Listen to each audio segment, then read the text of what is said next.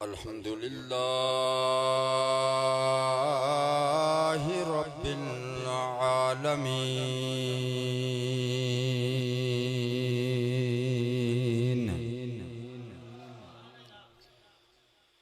والصلاة والسلام على سيد الأنبياء والمرسلين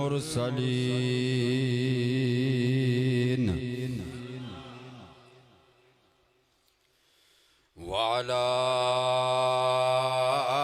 آله وأصحابه وأزواجه وذرياته وأهل بيته وعترته وعلماء أهل سنته أجمعين. أما بعد فأعوذ بالله من الشيطان الرجيم. بسم الله الرحمن الرحيم. ما كان محمد أبا أحد من رجالكم ولكن رسول الله وخاتم النبيين. صدق الله مولانا العظيم وصدق رسوله النبي الكريم ونحن على ذلك لمن الشاهدين والشاكرين والحمد لله رب العالمين. يا صاحب الجمال ويا سيد البشر من وجهك المنير لقد نور القمر. لا يمكن الثناء كما كان حقه بعد از خدا بزرگ تو ہی قصہ مختصر. بلغ العلا بکمالہ کشف الدجا بجمالہ حسنت جمیع حصالہ صلو علیہ وآلہ. ان اللہ وملائکتہ يصلون على النبي يا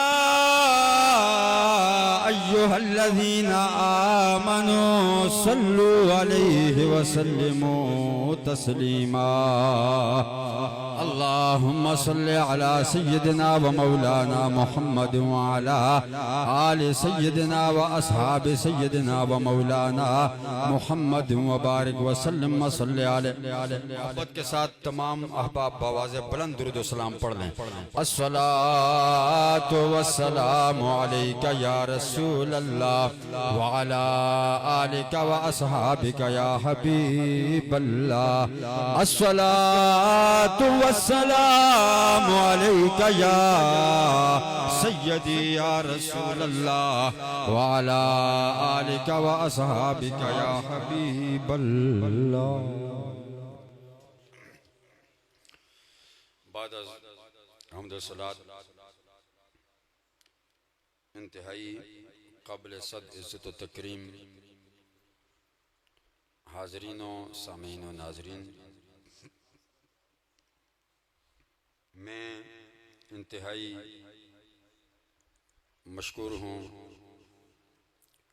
پیر طریقت رہبر شریعت حضرت علامہ مولانا پیر سید عارف حسین شاہ صاحب کا کاظمی، آپ کا مشکور ہوں کہ آپ نے مجھے اس نورانی اور وجدانی محفل کے اندر حاضر ہونے کے لیے حکم دیا. اور انتہائی مشکور ہوں پیر طریقت رہبر شریعت حضرت علامہ مولانا پیر سید آصف حسین شاہ صاحب کاظمی کہ آپ نے بھی حکم دیا اور دونوں بھائیوں نے مجھے اس قابل سمجھا کہ میں ان کی موجودگی میں بیٹھ کر حضور صلی اللہ علیہ وآلہ وسلم کی اس پاکیزہ محفل کے اندر ان کی موجودگی میں ان کے نانا کا ذکر ان کو سناؤں۔ یہ ان کی محبت ہے، ورنہ میں کہا کرتا ہوں کہ کوئی سلیقہ ہے آرزو کا نہ بندگی میری بندگی ہے، یہ سب تمہارا کرم ہے آقا کہ بات اب تک بنی ہوئی ہے۔ اور حضرت علامہ مولانا محترم میرے محسن میرے بھائی جناب محمد منیر ہاشمی صاحب، آپ تشریف لائے۔ اللہ پاک آپ کا سایہ ہمارے سروں پر قائم اور دائم فرمائے۔ اور سٹیج پر حضرت علامہ مولانا محمد بشیر صاحب، آپ بھی تشریف فرما ہیں، میرے ساتھ تشریف لائے۔ پیر طریقت رہبر شریعت پیر سید مدثر حسین شاہ صاحب کاظمی، قاری ابرار صاحب تشریف لائے۔ دیگر جو معززین علاقہ ہیں سارے قابل احترام ہیں، ثناخوان مصطفیٰ بیٹھے ہوئے ہیں، حفاظ کرام ہیں۔ اللہ پاک سب کا سایہ اہل سنت پر قائم اور دائم رکھے۔ میں بلا تاخیر اپنی گفتگو کی طرف آنا چاہ رہا ہوں، اس لیے کہ وقت بہت ہی مختصر ہے۔ میں چاہتا ہوں کہ تھوڑے وقت میں کچھ زیادہ باتیں آپ احباب کی نظر کر جاؤں تاکہ کچھ فائدہ ہو جائے۔ حضرات، میں یہاں سے اپنی گفتگو کو شروع کروں گا کہ ایک سوال ہے جو ان دنوں میں عام کیا جاتا ہے کہ جی جب میلاد آتا ہے تو یہ جھنڈیاں لگاتے ہیں تو صحابہ نے نہیں لگائیں، حضور نے خود نہیں لگائیں، تو یہ کہاں سے ثابت ہیں اور کیوں لگاتے ہیں؟ سوال اپنی جگہ، کسی کو برا بھلا کہنا بھی اچھی بات نہیں ہے، لیکن سوال کا جواب دینا وہ پھر ہمارے اوپر لازم ہو جاتا ہے، اس لیے کہ ہمارا تعلق الحمدللہ مسلک حق اہل سنت و جماعت سے ہے، تو اس لیے جب اعتراض ہوتا ہے تو پھر جواب بھی دینا پڑتا ہے۔ بہرحال سوچنے والی بات یہ ہے کہ صحابہ نے جب نہیں لگائیں تو پھر ہم کیوں لگاتے ہیں؟ تو میں سوچ میں پڑ گیا کہ بھئی بات تو ٹھیک ہے، لیکن میں نے سوچا، میں نے کہا چلو یار جھنڈیوں کی تو کوئی بات نہیں ہے، یہ معمولی چیز ہے۔ قبلہ ہاشمی صاحب توجہ چاہوں گا، یہ معمولی چیز ہے، نہ بھی لگائیں تو کوئی ضروری نہیں۔ ہم بھی کہتے ہیں، یہی کہتے ہیں لوگوں کو کہ نہ بھی لگائیں، کوئی ضروری نہیں ہے۔ میں اس سوچ میں پڑ گیا کہ اگر جھنڈیاں صحابہ نے نہیں لگائیں تو ہم کیوں لگاتے ہیں، اور پھر صحابہ نے کیوں نہیں لگائیں؟ مجھے خیال آیا کہ یار جھنڈیاں ضروری نہیں تھیں، اصل چیز ضروری یہ تھی کہ اس وقت جو اللہ کا کلام قلب مصطفیٰ پر نازل ہو رہا تھا اس کو لکھا جاتا، اس کو کتابی شکل دی جاتی۔ تو جب قرآن لکھنے کے لیے کاغذ نہیں مل رہا تھا تو جھنڈیوں کے لیے کاغذ کہاں سے آتا؟ نہیں سمجھے نہیں ہو، بلند آواز سے بولو ذرا۔ بھائی قرآن اس وقت حضور کی موجودگی میں کاغذ پر نہیں لکھا گیا کیونکہ کاغذ اویلیبل نہیں تھا، تو جب قرآن جو ضروری چیز تھی اس کے لیے کاغذ میسر نہیں تو بے وقوف و سوال ہی بے بنیاد ہے کہ جھنڈیاں صحابہ نے نہیں لگائیں، اور صحابہ کو کاغذ اگر میسر ہوتے تو صحابہ اللہ کا قرآن کاغذوں پر لکھتے۔ جھنڈیاں بات کی بات ہے، یہ ہم بھی کہتے ہیں کوئی ضروری نہیں، اگر اس وقت کاغذ ہوتا تو قرآن کاغذ پر لکھا جاتا، اگر قرآن کاغذ پر نہیں لکھا گیا تو ماننا پڑے گا کہ کاغذ میسر نہیں تھا، اگر ہوتا تو شاید صحابہ جھنڈیاں بھی لگا دیتے۔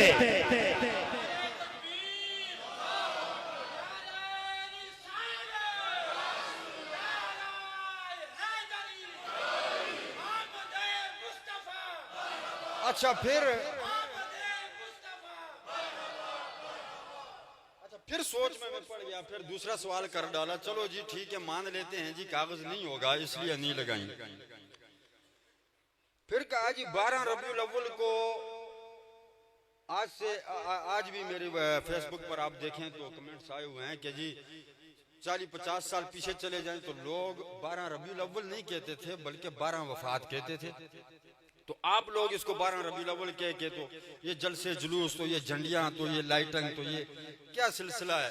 12 ربیع الاول کو حضور کی وفات ہے، اس پر کہتے ہیں علماء کا اجماع ہے، تو 12 ربیع الاول کو ولادت ہے، اس پر اجماع نہیں ہے، کچھ علماء کہتے ہیں ہے، کچھ علماء کہتے ہیں نہیں ہے۔ تو تو میں نے کہا بھائی سوال یہ بھی ٹھیک ہے. تو کہتے ہیں جب سوال ٹھیک ہے تو پھر 12 کو وفات ہے تو صحابہ تو روئے, صحابہ روئے حضور کی وفات پر, حضور کے وصال پر. بلکہ روایات کے اندر آتا ہے, علماء بیٹھے ہیں کہ بعض صحابہ اتنے روئے کہ وہ بے ہوش ہو گئے روتے روتے. حضرت سیدنا فاروق اعظم جیسا بندہ تلوار لے کے کھڑا ہو گیا, خبردار کوئی کہے کہ حضور صلی اللہ علیہ وسلم وصال فرما گئے. تو صحابہ نے غم منایا, تو تم غم کیوں نہیں مناتے؟ میں سوچ میں پڑ گیا بھائی سوال تو یہ بھی ٹھیک ہے.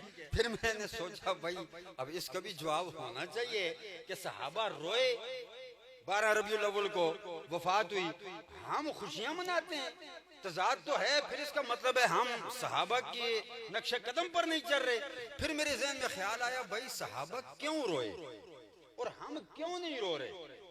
صحابہ روئے, ہم خوشیاں مناتے ہیں. مخالفین کا اعتراض تو اپنی جگہ ٹھیک ہو گیا, سادہ لوگ سنی لوگ سمجھ جاتے ہیں بھائی بات تو ٹھیک ہے, بات تو ٹھیک ہے. میں نے کہا چلو مان لیتے ہیں, لیکن یہ بات میری سمجھ میں نہیں آئی.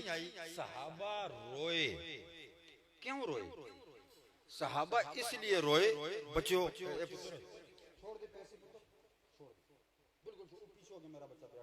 سکون سے بیٹھ جاؤ, ڈسٹرب نہ کرو, کوئی حرکت نہ کرے, میں تھوڑی سی گفتگو کر رہا ہوں, ذرا توجہ سے کرنے دو. اچھا صحابہ روئے بھائی. مجھے ابھی آپ میں آئے ہوئے تقریباً آدھا گھنٹہ ہوا ہے, ایسا ہی ہے, اس سے زیادہ وقت نہیں ہوا. نہ ہی کئی لوگ مجھے اس سے پہلے جانتے ہوں گے, پہلی دفعہ دیکھا ہوگا, شاید اکثر لوگوں نے پہلی دفعہ دیکھا ہوگا. تو یہ تھوڑا آدھے گھنٹے کا میرا اور آپ کا جسمانی تعلق ہے, میرا اور آپ کا یہ آدھے گھنٹے کا جسمانی تعلق ہے.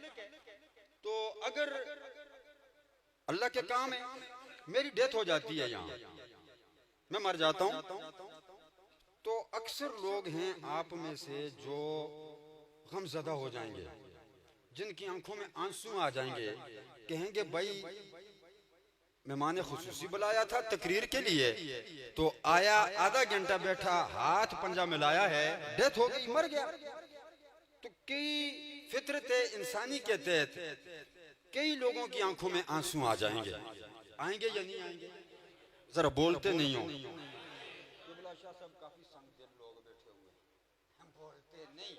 بھائی ذرا بولو زار, آئیں گے نا آنسو؟ یہ انسانی فطرت ہے, یہ محبت کا تقاضا ہے, انسانوں کی آپس میں محبت. تو آنسو, میں نے کہا میرا اور آپ کا تعلق آدھے گھنٹے کا ہے, جسمانی تعلق آدھے گھنٹے کا ہے, میں مر جاؤں, نہ جاننے والے لوگوں کی آنکھوں میں بھی آنسو آ جائیں گے. او بدبختو, صحابہ میں حضور نے آدھا گھنٹہ نہیں گزارا, ساری زندگی گزاری ہے, ہے. شب و روز صحابہ حضور کا دیدار کیا کرتے تھے. صبح اٹھتے تو چہرہ والضحیٰ دیکھتے, شام کو اٹھتے تو چہرہ والضحیٰ دیکھتے, دن کو 5 نمازیں حضور کی اقتداء میں پڑھتے. اب حضور کا اور صحابہ کا جسمانی تعلق تھا, اور چند گھنٹوں کا نہیں تھا, چند دنوں کا نہیں تھا, سالوں کا تعلق تھا. جب جسمانی تعلق ٹوٹا, جب چہرہ والضحیٰ آنکھوں سے اوجھل ہو گیا, اس فراق کے اندر, اس جدائی کے اندر صحابہ رونا شروع ہو گئے. اور میرے اور حضور کے درمیان جسمانی تعلق نہیں ہے, روحانی تعلق ہے. ہم سوگ کیوں منائیں جب سے روحانی طور پر آئے ہیں, کہیں گئے ہی نہیں ہیں.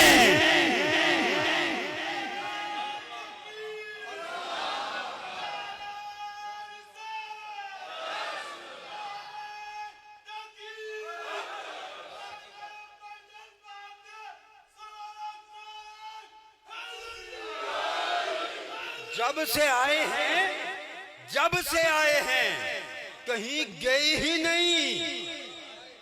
وہ جسمانی تعلق تھا, ربط ٹوٹا, وصال ہو گیا.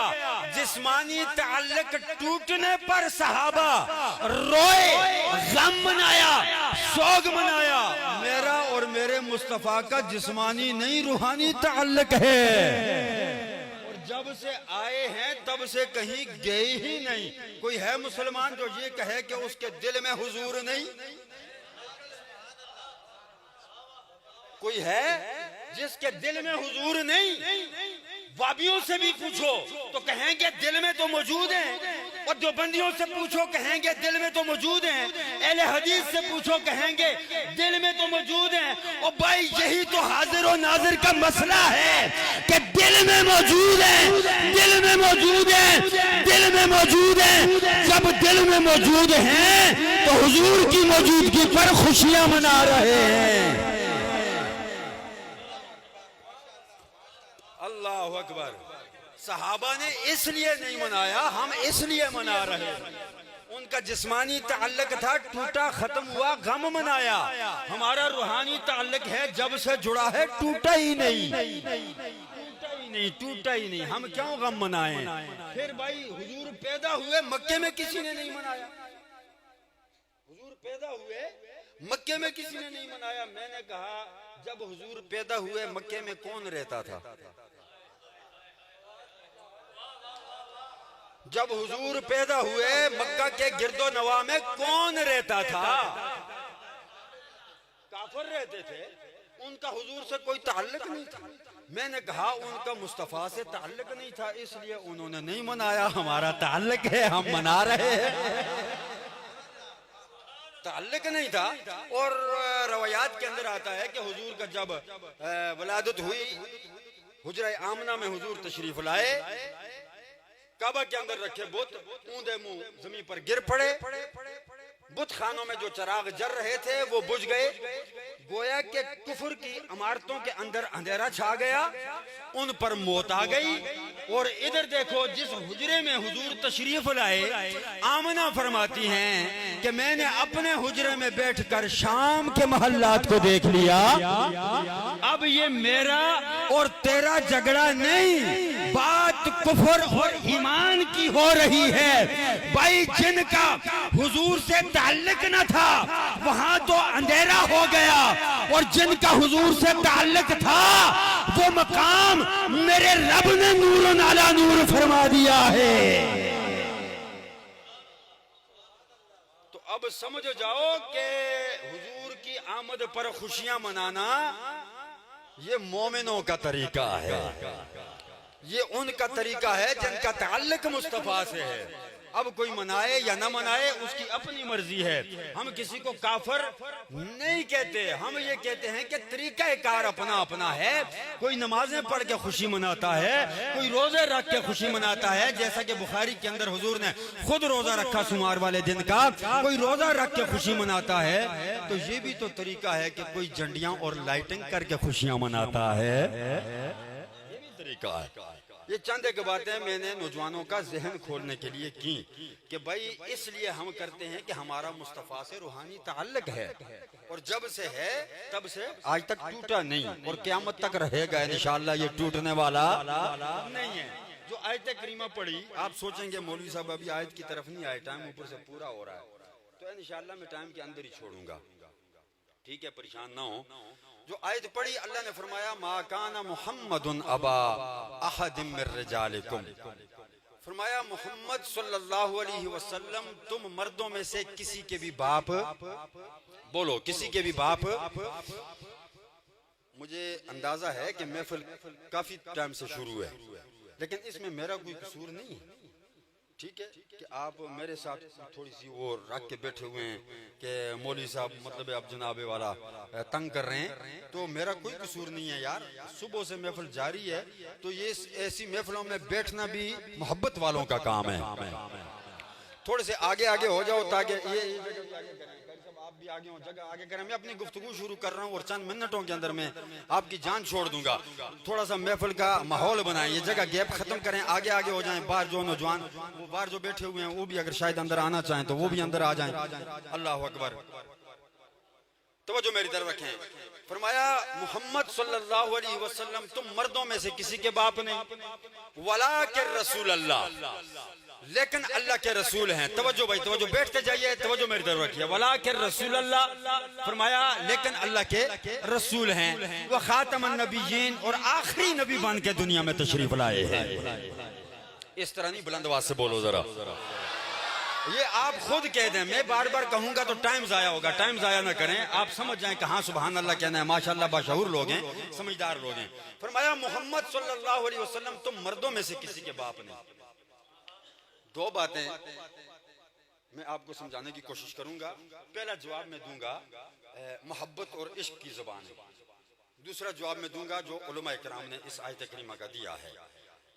عشق اور محبت کا جواب یہ ہے کہ ذہن میں خیال آتا ہے کہ بعض روایات میں حضور کے 2 بیٹے ہیں، بعض روایات میں حضور کے 3 بیٹے ہیں، بعض نے 4 کا بھی قول دیا ہے۔ اصح جو قول ہے وہ 3 کا ہے کہ 3 بیٹے ہیں حضور کے، 4 بیٹیاں ہیں۔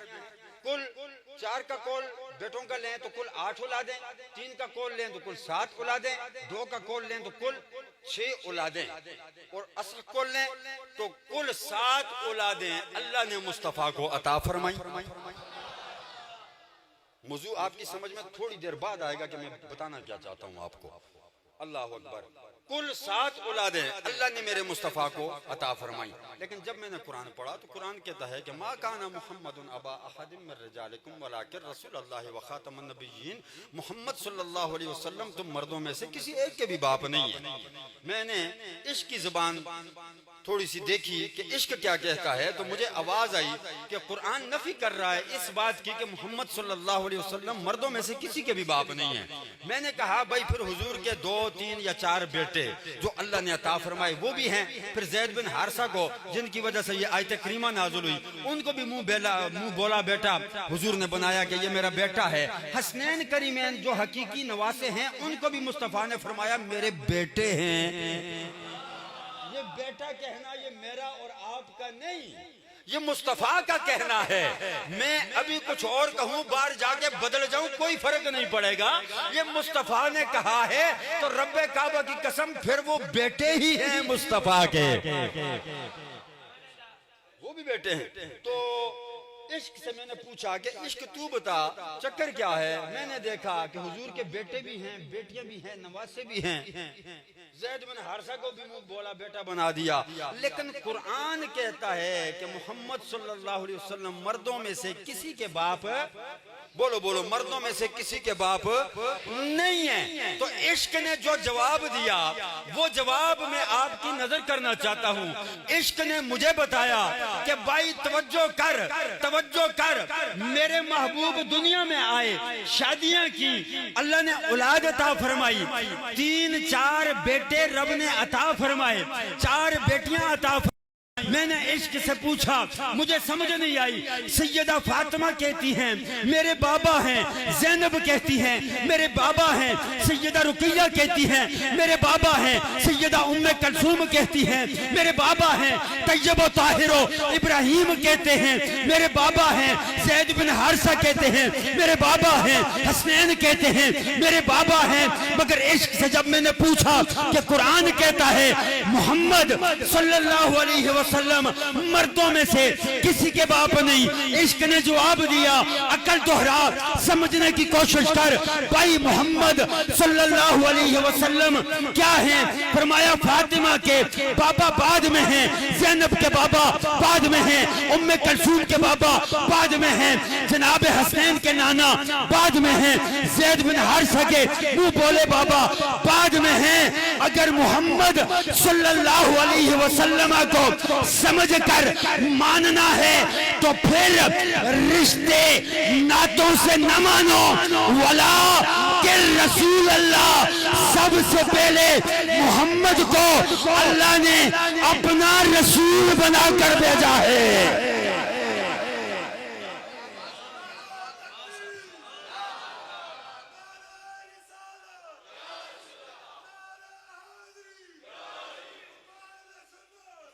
اللہ اکبر، فرمایا سب سے پہلے اللہ نے مصطفیٰ کو اپنا رسول بنایا ہے۔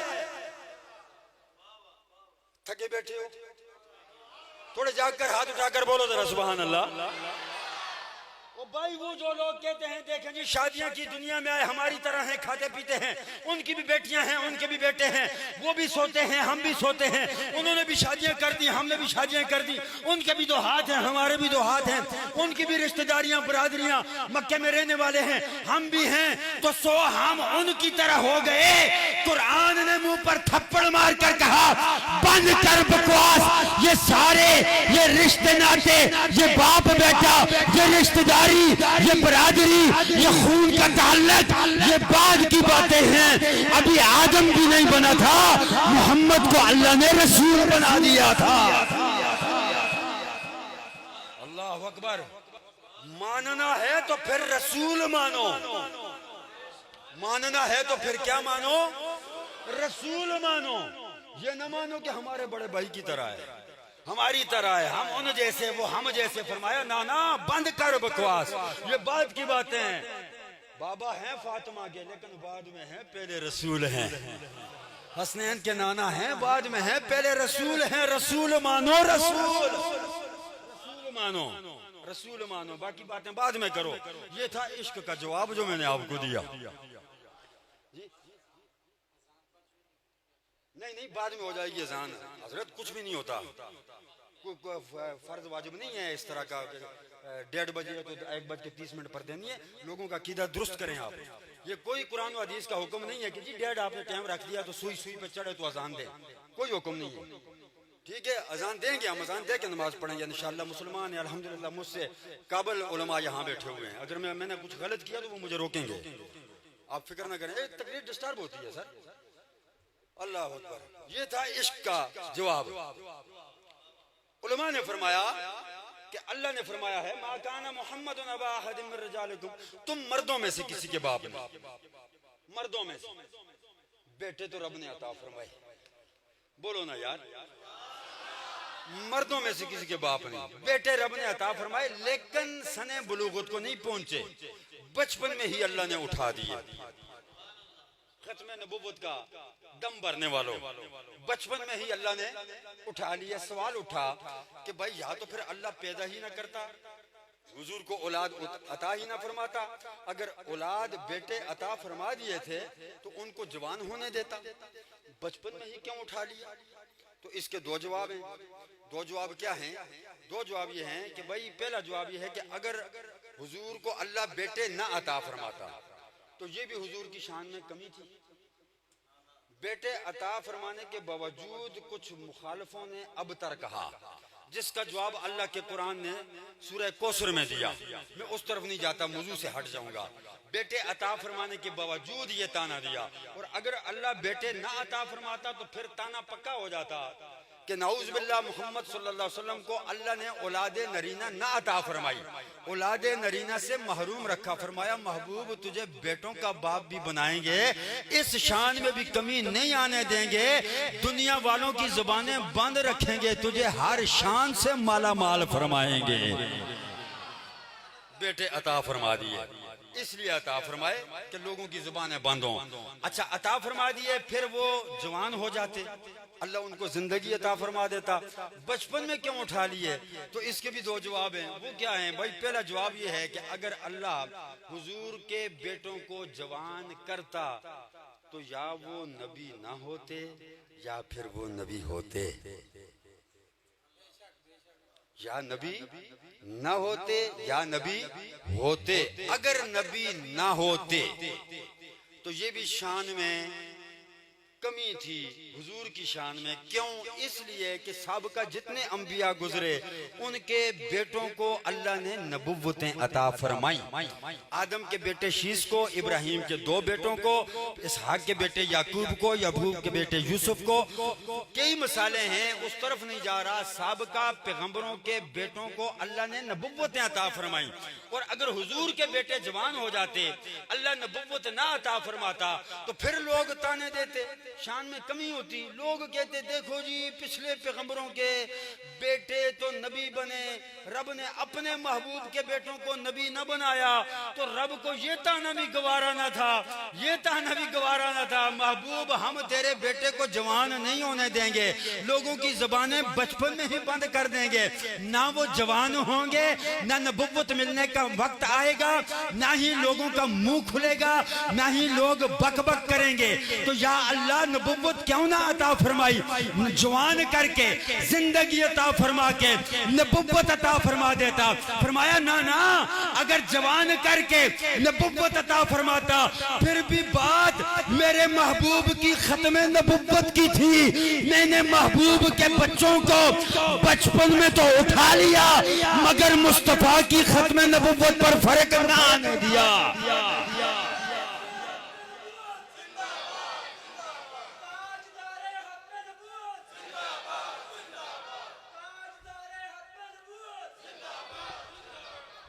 میرے رب نے میرے نبی کے 3 یا 4 بیٹوں کو ختم نبوت پر قربان کر دیا۔ 3 یا 4 بیٹوں کو ختم نبوت پر، بولو میں آپ کے ذوق کی طرف اب آ رہا ہوں تھوڑا سا، 3 بیٹوں کو میرے رب نے اپنے نبی کی ختم نبوت پر قربان کر دیا، ورنہ محمد صلی اللہ علیہ وسلم کے صدقے میں اللہ نے دنیا والوں کو بیٹے عطا فرمائے ہیں، تو پھر یہ کیسے ممکن ہے کہ رب اپنے محبوب کو بیٹے نہ عطا فرمائے، پھر ان بیٹوں کو جوان نہ کرے؟ فرمایا جوان اس لیے نہیں کیا کہ تیری ختم نبوت کا معاملہ تھا محبوب، ہم نے تیرے بعد کسی کو نبی نہیں بننے دینا، تو لوگوں جب مصطفیٰ کے بعد مصطفیٰ کا بیٹا نبی نہیں بن سکتا تو کوئی اور مائی کا لال تو پیدا ہی نہیں ہوا جو نبی بننے کا دعویٰ کرے۔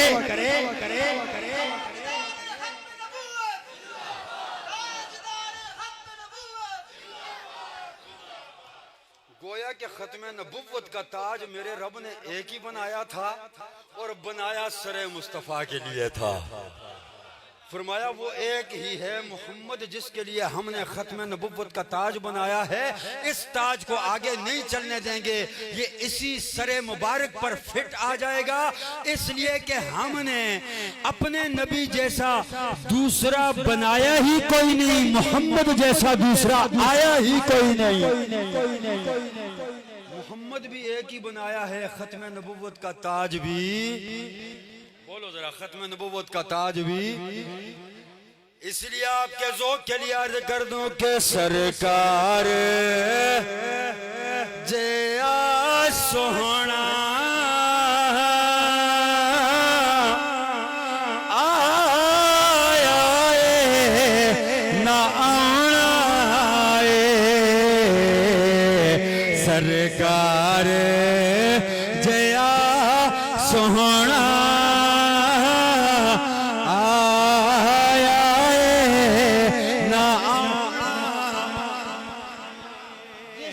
عقیدہ ہے، مل کے پڑھ لے کہ میرے نبی جیسا میرے رب نے کوئی بنایا ہی نہیں، 1.25 لاکھ نبی میرے رب نے دنیا کے اندر بھیجے لیکن محمد ایک ہی بنایا، نبی تو میرے رب نے بے شمار دنیا کے اندر بھیجے لیکن اپنا محبوب ایک بنایا، نبوتوں کے تاج تو میرے رب نے 1.25 لاکھ نبیوں کو عطا فرمائے لیکن ختم نبوت کا تاج میرے رب نے ایک ہی بنایا ہے اور ایک بنا کر اپنے محبوب کو عطا فرما دیا ہے۔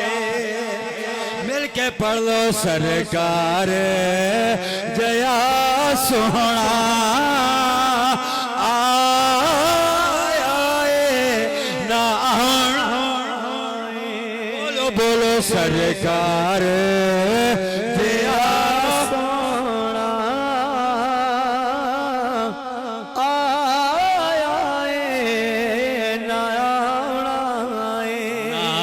رب نے بنایا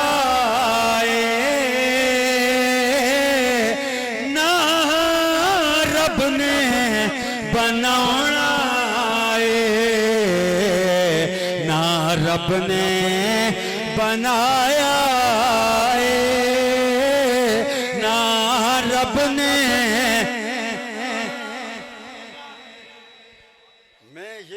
کہ آپ کا ذوق نہیں ہے، آپ کو محبت نہیں ہے، ماشاءاللہ محبت سے سن رہے ہیں، اللہ پاک آپ کی محبتیں سلامت رکھے، لیکن اگر آپ تھوڑا سا میرے ساتھ مل کے پڑھ لیں گے تو میرا بھی ذوق بن جائے گا۔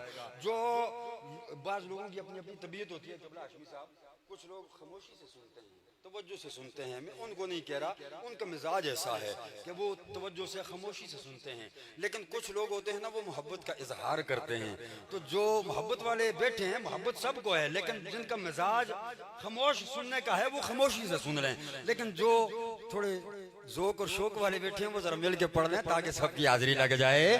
نہ رب نے بنایا نہ رب نے بنایا نہ رب نے.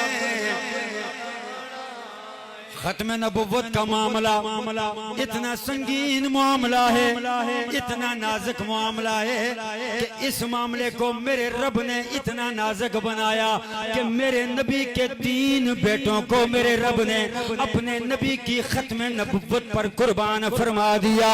اور دوستو ذرا غور کرو, آج لوگ کہتے ہیں بھئی ختم نبوت کا معاملہ یہ بریلویوں نے اتنا نازک کیوں بنایا ہوا ہے, اتنا سنگین کیوں بنایا ہوا ہے کہ کبھی کبھی یہ کسی کی جان لینے پر آ جاتے ہیں, کبھی کسی کو جان دینے پر آ جاتے ہیں.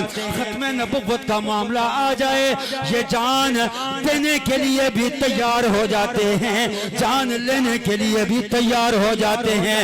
ان بریلویوں نے بڑا فساد مچایا ہوا ہے. میں نے کہا نانا بھائی یہ ختم نبوت کا معاملہ یہ میں نے سنگین نہیں بنایا, سنی بریلوی علماء نے نازک نہیں بنایا, یہ تو میرے رب نے بڑا نازک بنایا ہے.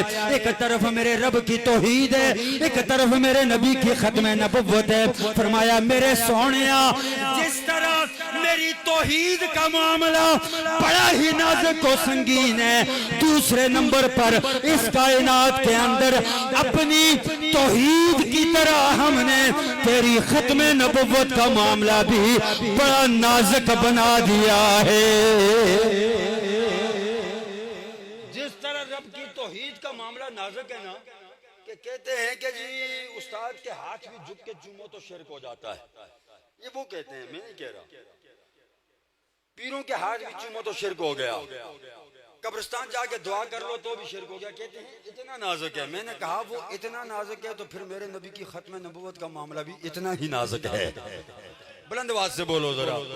جب میرے نبی کی ختم نبوت پر میرے رب نے اپنے نبی کے 3 بیٹوں کو قربان کر دیا, لوگوں رب کعبہ کی قسم تیرے میرے بیٹے تو شے ہی کوئی نہیں. رب کعبہ کی قسم اللہ کو گواہ بنا کر کہتے ہیں جب بھی ختم نبوت کا معاملہ آیا بات اس نوعیت کو پہنچ گئی, ہماری جان بھی حاضر ہے, ہماری اولاد بھی حاضر ہے.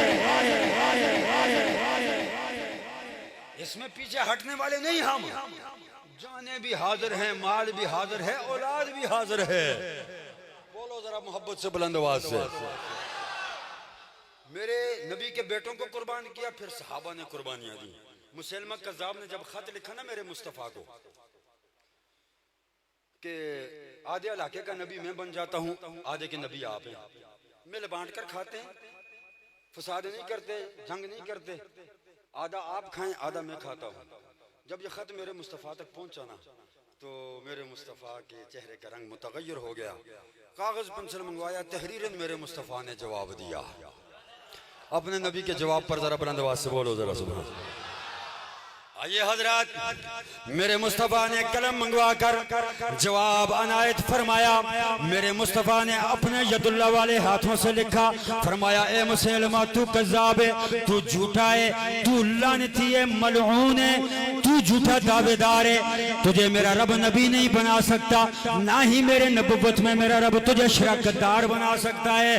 فرمایا اے مسلمہ اللہ کی عزت کی قسم ہے, انا خاتم النبیین لا نبی بعد, میرے رب نے مجھے خاتم النبیین بنا کر بھیجا ہے. میرے رب نے میرے بعد میرے بیٹوں کو نبی نہیں بننے دیا. کوئی اور نبوت کا دعوے دار کیسے ہو سکتا ہے؟ میرے نبی نے تحریراً جواب دے کر جو صحابہ میں لہرا کر بتایا. فرمایا میرے غلاموں کون ہے تم میں سے جو میری طرف سے مسلمہ کذاب کو جا کر اس کے خط کا جواب دے؟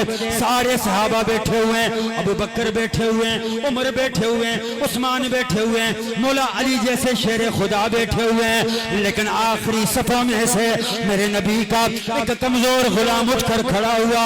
حضرت حبیب بن زید, حبیب بن زید بھی کہا جاتا دیتا ہے. آپ آخری صفوں میں سے اٹھ کر کھڑے ہوئے, ایک ہاتھ میں کھجوریں پکڑی ہوئی ہیں, ساتھ ساتھ کھجوریں کھا رہے ہیں. ایک ہاتھ بلند کر کے کہتے ہیں, سونیا رب کعبہ کی قسم ہے, میری جسم میری باڈی کو نہ دیکھیں, معاملہ آپ کی ختم نبوت کا آ گیا ہے, تو آپ کی ختم نبوت پر میری جان بھی قربان ہے, میرا مال بھی قربان ہے.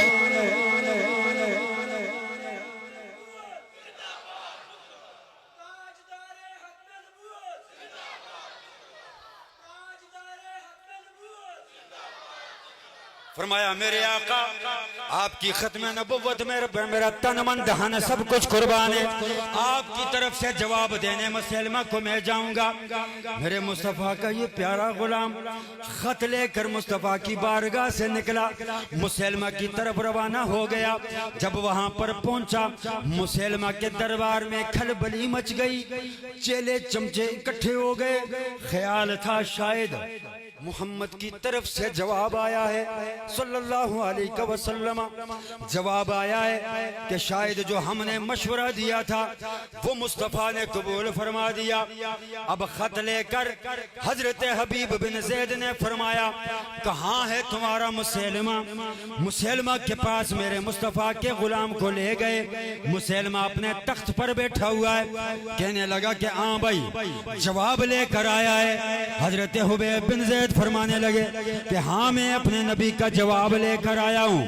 فرمایا جواب دو. جب جواب دیا گیا خط کھولا پڑھا, پہلے اوپر لکھا ہوا ہے مسلمہ تو کذاب ہے, تو لعنتی ہے, تو ملعون ہے, تو جھوٹا دعوے دار ہے, اللہ نے مجھے اپنا سچا نبی بنا کر بھیجا ہے. جب یہ پڑا چہرے کا رنگ متغیر ہو گیا, پاس پڑی تلوار اٹھائی, کہنے لگا چیلوں کو پکڑ لو اس کو. میرے مصطفیٰ کے غلام کو پکڑا گیا. جس ہاتھ سے حضرت حبیب بن زید نے خط پکڑایا تھا اس نے وہ ہاتھ کاٹ دیا. کاٹ کر کہنے لگا بول کہ میں بھی اللہ کا نبی ہوں. حضرت حبیب خاموش ہیں, جواب نہیں دے رہے. دوسرا ہاتھ بھی کاٹ دیا, آپ خاموش ہیں, جواب نہیں دے رہے. بار بار پوچھتا ہے کہ بول میں بھی اللہ کا نبی ہوں, آپ خاموش ہیں. مسلمہ حیران و پریشان ہے کہ یہ جواب کیوں نہیں دے رہا. پوچھنے لگا تو بتا تجھے میری بات سنائی دیتی ہے یا نہیں؟ آپ نے فرمایا نا مجھے تیری بات سنائی نہیں دیتی, مجھے سمجھ نہیں آ رہی تو کیا کہہ رہا ہے. گویا کہ مسلمہ کے دربار میں کھڑا ہو کر محمد کا غلام یہ اعلان کر رہا ہے, اور دنیا والوں جان جاتی ہے چلی جائے مگر سن لو محمد کے غلاموں کی شان یہ ہے کہ وہ اپنے نبی کے بعد کسی کی زبان سے یہ جھوٹا دعویٰ سننا بھی گوارا نہیں کرتے ہیں. فرمایا مجھے تیری بات سنائی ہی نہیں دیتی کہ تو کیا رہا ہے, پتہ ہی نہیں تو کیا کہہ رہا ہے. جب اس نے بازو دونوں کاٹ دیے, کہنے لگا کہ بتا کیا محمد نبی ہے صلی اللہ علیہ وسلم. جب یہ کہا نا تو یارو چہرے پر مسکراہٹ ہے, بازو کٹے ہوئے ہیں, خون کے فوارے نکل رہے ہیں. محمد میرے مصطفیٰ کا یہ غلام مچل کر کہتا ہے کہ ہاں میں گواہی دیتا ہوں کہ میرے رب نے میرے نبی کو سچا اور آخری پیغمبر بنا کر بھیجا ہے. مسلمان نے حکم دے دیا کہ اس کو ٹکڑے ٹکڑے کرو, ٹکڑے ٹکڑے کرو. حضرت حبیب فرمانے لگے کہ اے مسلمہ مارنا ہے نا تو پھر یوں کر میرے پاؤں سے کاٹنا شروع کر. ٹکڑے ٹکڑے کرنا ہے نا تو پھر پاؤں سے کاٹنا شروع کر, پاؤں سے کاٹنا شروع کر. اس لیے کہ میں چاہتا ہوں تو کاٹتا کاٹتا آئے, میں عشق مصطفیٰ کا سرور لے سکوں. تو کاٹتا کاٹتا آئے, میرے دل میں عشق مصطفیٰ کی چنگاری بڑھتی جائے. میرا رب گواہ ہو کہ محمد کے غلام نے اپنے جسم کے ٹکڑے ٹکڑے کروا دیے مگر ختم نبوت پر فرق نہیں آنے دیا. اور مسلمان نے پاؤں سے کاٹنا شروع کیا. لوگوں حضرت حبیب بن زید کے آخری سانس جو بچ رہے تھے نا، زبان حرکت کر رہی تھی، جب سنا گیا کہ کیا کہہ رہے ہیں تو آخری جملے بھی یہ تھے کہ میرے رب نے میرے نبی کو آخری نبی بنا کر بھیجا ہے۔ یہ ہے ختم نبوت کا مسئلہ کہ جسم کو ٹکڑے ٹکڑے کروا دیا، مگر یہ بات لوگ تو پورے واقعے بیان کرتے ہیں نا، فلاں نے فلاں دعویٰ کر دیا، فلاں نے فلاں دعویٰ کر دیا۔ بھائی میں وہ واقعے بیان کرنا تو دور کی بات، میں ان واقعوں کے بارے میں سوچنا بھی نہیں چاہتا۔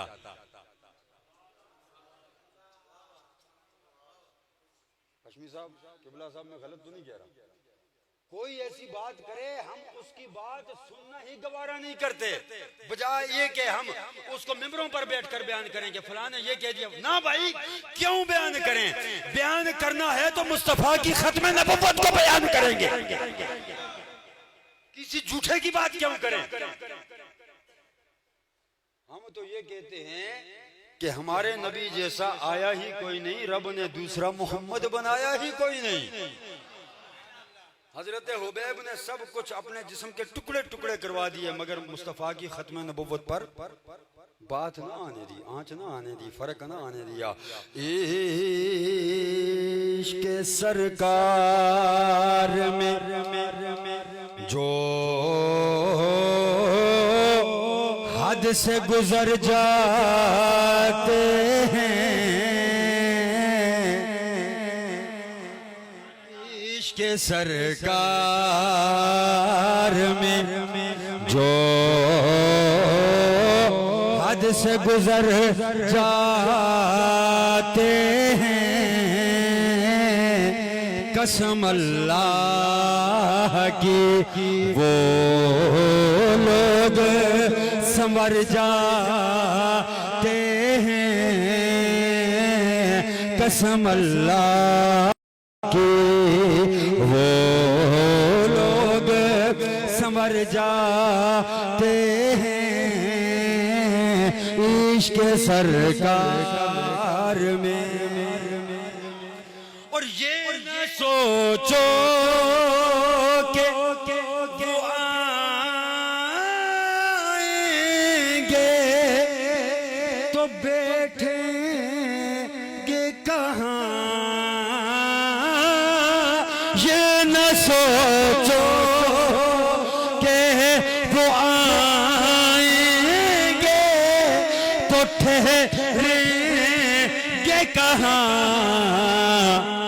وہ تو خوشبو کی طرح، وہ سمجھنے والوں کے لیے وہ تو خوشبو کی طرح ہر دل میں اتر جاتے ہیں،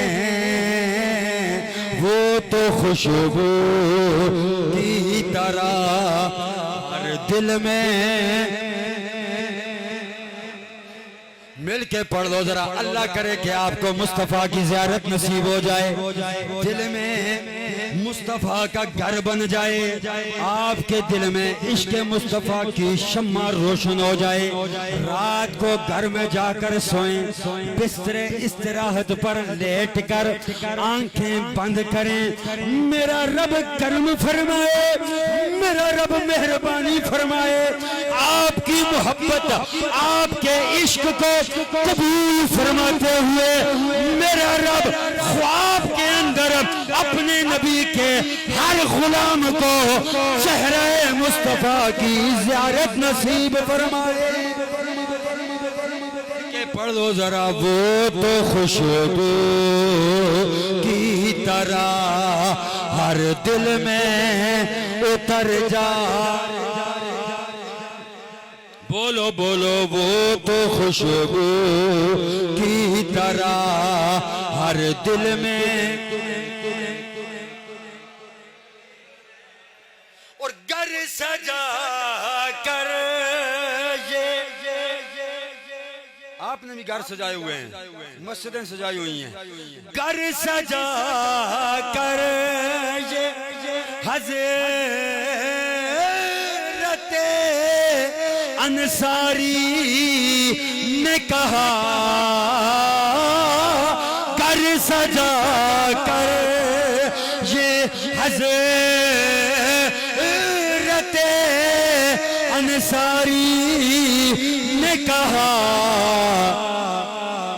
دیکھ لیتے ہیں دیکھ لیتے ہیں کہ سرکار کدھر جاتے ہیں دیکھ لیتے ہیں کہ سرکار کدھر ما کان محمد ابا احد من رجالکم فرمایا محمد صلی اللہ علیہ وسلم تم مردوں میں سے کسی کے بھی باپ نہیں ہیں.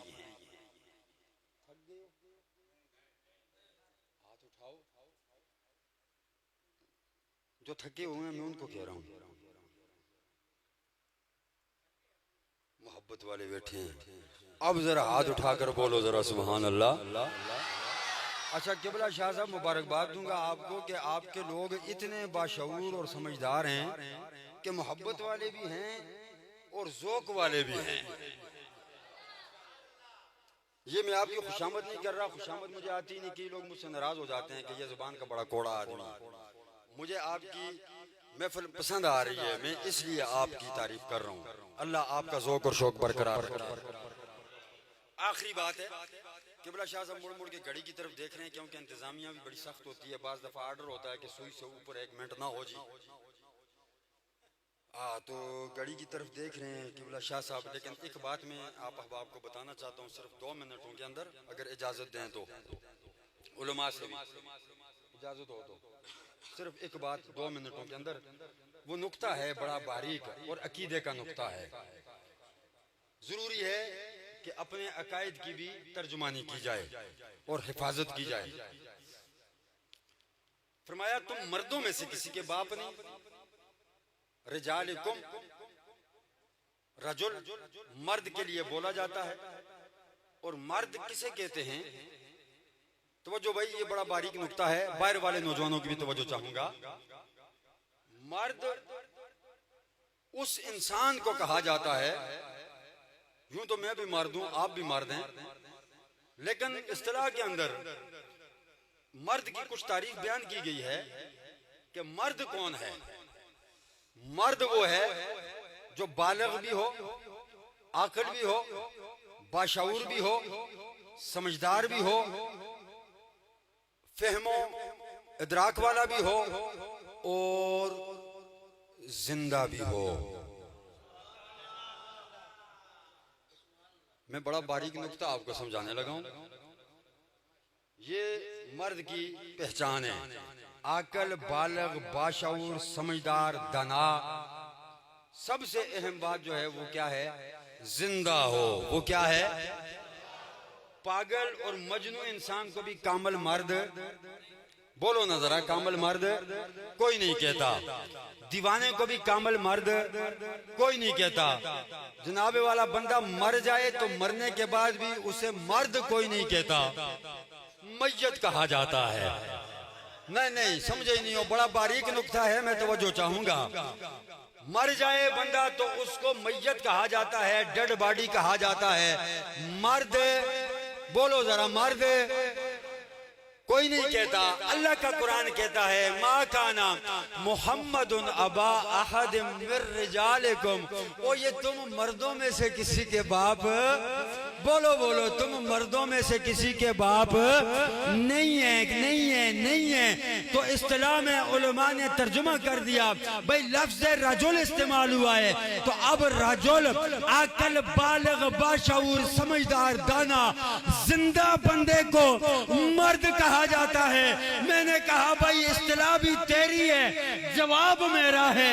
تعریف تو نے بیان کی کہ رجل زندہ بندے کو کہا جاتا ہے, تو پھر ماننا کہ جو بخاری نے کہا کہ ما کنتا تقولو فی حق حاضر رجل, اور مان لے کہ جب قبر میں سوال ہوتا ہے تو مصطفیٰ کے لیے لفظ رجل بولا جاتا ہے.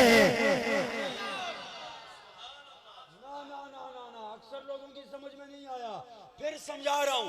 جب بندہ مرتا ہے مرنے کے بعد قبر میں رکھا جاتا ہے، سوالات ہوتے ہیں، کہا من ربو کا، یہ سوال بخاری میں نہیں، کہا ما دینو کا، یہ سوال بخاری میں نہیں۔ تیسرا سوال ہے ما کنت تقول فی حق ھذا الرجل، یہ بخاری میں موجود ہے۔ علماء بیٹھے ہیں، علماء بیٹھے ہیں، میں نے غلط کہا تو یہ روکیں گے۔ یہ دو سوال بخاری میں، بولو ذرا، یہ جو بخاری کی رٹ لگائے پھرتے ہیں ان کے لیے کہہ رہا ہوں، یہ دو سوال بخاری میں نہیں۔ تیسرا سوال ہے ما کنت تقول فی حق ھذا الرجل، دو سوالوں کا بھی ہم انکار نہیں کرتے، ہوں گے قبر کے اندر، دیگر کتب کے اندر آیا، لیکن بخاری کی رٹ لگانے والوں کو کہہ رہا ہوں کہ بخاری میں یہ سوال نہیں۔ یہ سوال ہے ما کنت تقول فی حق ھذا الرجل۔ اب تیری اصطلاح کے مطابق مرد وہ ہے، رجل وہ ہے جو عاقل ہو، بالغ ہو، بشعور ہو، سب سے بڑی نشانی زندہ ہو، تو قبر میں فرشتے مصطفیٰ کو رجل کہتے ہیں، تو مان پھر کہ وصال فرمانے کے بعد بھی میرے مصطفیٰ پر لفظ رجل کا اطلاق کیا گیا ہے۔ مان، نبی اور امتی ایک جیسے نہیں ہوتے، امتی مر جائے تو میت کہلاتا ہے، نبی وصال فرمانے کے بعد رجل کہلاتا ہے۔ وصال فرمانے کے بعد بھی مصطفیٰ رجل ہیں، مرد ہیں، مطلب کیا؟ عاقل ہیں۔ یار میں کیسے سمجھاؤں آپ لوگوں کو؟ وصال فرمانے کے بعد گنبد خضرا میں جانے کے بعد مصطفیٰ عاقل ہیں، باشعور ہیں، دانا ہیں، سب سے بڑی نشانی زندہ ہیں۔ کیا ہیں؟ وہ بولو ذرا بلند آواز سے، کیا ہیں؟ اسی لیے میرے اعلیٰ حضرت عشاء مدرسہ خواہ فاضل بریلوی نے فرمایا کہ تو زندہ ہے واللہ، تو زندہ ہے واللہ۔ بھائی شعر نہیں آتا تو ہاتھ اٹھا کر سبحان اللہ ہی کہہ دو۔ اس شعر پر میں بات ختم کر رہا ہوں، سپیکر چھوڑ رہا ہوں، باتیں آگے اور بہت ہیں لیکن بس ٹائم پورا ہو گیا۔ شعر صرف آپ کے ذوق کے لیے پڑھ رہا ہوں کہ تو زندہ ہے واللہ، تو زندہ ہے واللہ، مل کے پڑھ دو ذرا، تو زندہ ہے واللہ، تو زندہ ہے۔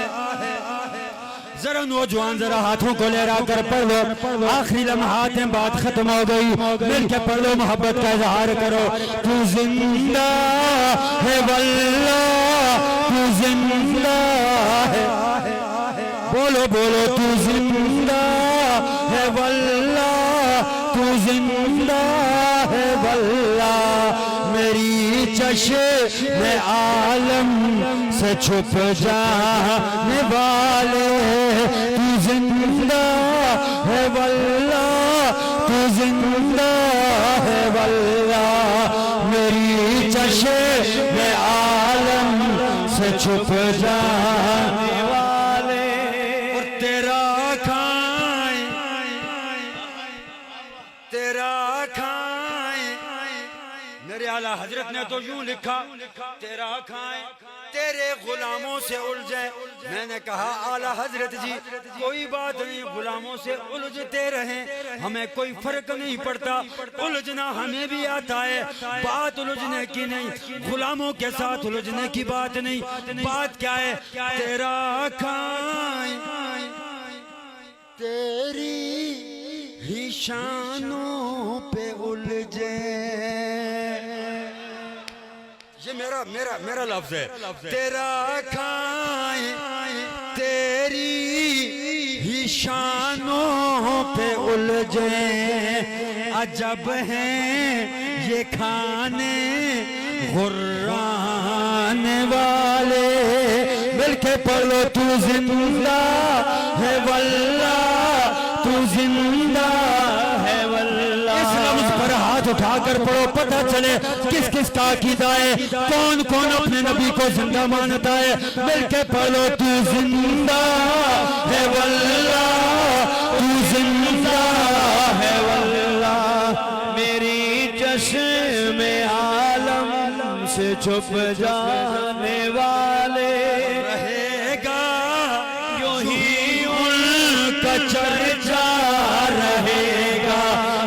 کچھ بھی کریں، جتنے بھی زور لگا دیں، جنڈیوں پر فتوے لگائیں، لائٹنگ پر فتوے لگائیں، یہ جناب والا ان سنیوں پر فتوے لگائیں، یہ جناب والا ان جلوسوں پر فتوے لگائیں، لاکھ فتوے لگاتے پھریں، ہمیں فرق نہیں پڑتا، کیونکہ میلاد کی رات میرے رب نے جناب جبرائیل کو 3 جنڈے دے کر بھیجا، فرمایا جبرائیل جا میرے نبی کی شب ولادت ہے، ایک جنڈا کعبے کی چھت پر لگا کر آ جا، ایک مشرق میں لگا کر آ جا، ایک مغرب میں لگا کر آ جا، یا اللہ بتلانا کیا چاہتا ہے؟ فرمایا دنیا والوں کو بتانا چاہتا ہوں یہ جو میرا نبی آیا ہے یہ صرف مکے والوں کا نبی نہیں، عرب والوں کا نبی نہیں، یہ ایسا نبی آیا، یہ ایسا نبی آیا کہ ہم نے اس کو مشرق والوں کا بھی نبی بنا کر بھیجا ہے، مغرب والوں کا بھی نبی بنا کر بھیجا ہے۔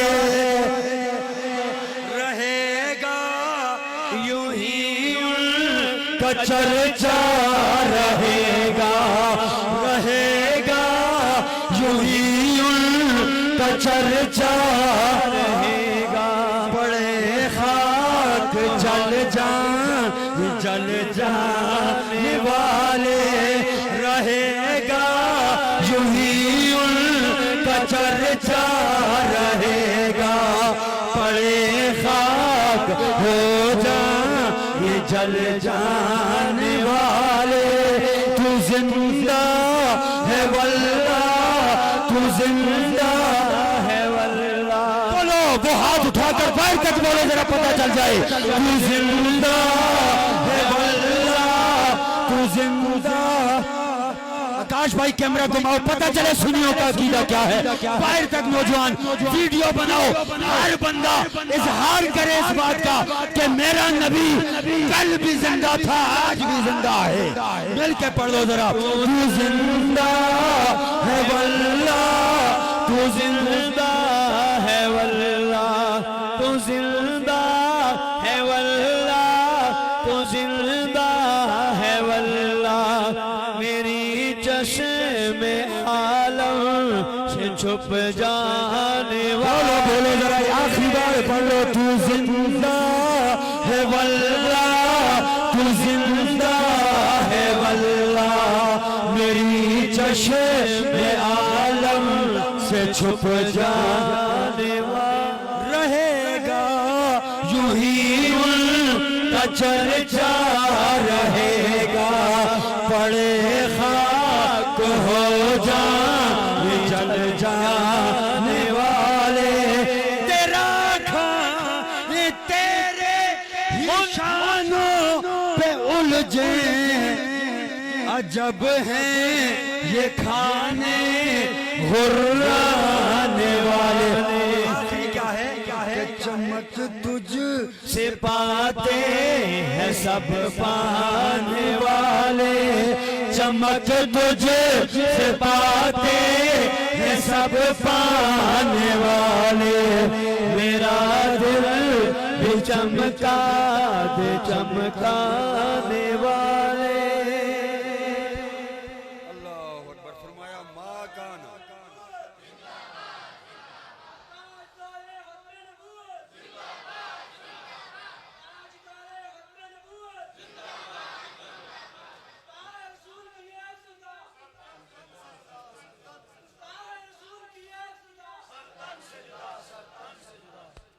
ما کان محمد ابا احد من رجالکم، فرمایا میرے محبوب تم مردوں میں سے کسی کے باپ نہیں، ولیکن رسول اللہ مگر میرے رسول ہیں، وخاتم النبیین وہ جو 1.25 لاکھ نبیوں کا سلسلہ میرے رب نے اپنی توحید کے لیے چلایا تھا کہ جا کر میری توحید کا پرچار کرو، وہ سلسلہ میرے مصطفیٰ پر بند فرما دیا، اس لیے کہ سابقہ نبی آتے رہے، پیغام توحید کا دیتے رہے، پھر جاتے رہے، امتیں گمراہ ہوتی رہیں پیچھے سے، رب کی توحید سے دور ہوتی رہیں، محبوب کو بھیجا، نبوت کا دروازہ بند کر دیا۔ یا اللہ کیوں بند کیا؟ معاملہ تیری توحید کا ہے۔ فرمایا وہ اور نبی تھے جن کے جانے کے بعد امتیں توحید سے ہٹ جایا کرتی تھی، یہ محبوب کی امت ہے قیامت تک توحید پر رہے گی، اس لیے نبوت کا دروازہ بند کر دیا۔ فرمایا کوئی اور نبی نہیں بن سکتا۔ وَكَانَ اللَّهُ بِكُلِّ شَيْءٍ عَلِيمًا، اللہ رب العزت سب کچھ جانتا ہے، اس کے علم میں ہے۔ ٹائم اوپر لگا لیا، علماء سے بالخصوص اور عوام الناس سے بھی معذرت چاہتا ہوں، ضروری تھا یہ چند باتیں کچھ آپ کے ذوق کے لیے، کچھ عقیدے کے لیے کرنی ضروری تھیں۔ اللہ رب العزت ہمیں عمل کی توفیق عطا فرمائے۔ وآخر دعوانا ان الحمدللہ رب العالمین۔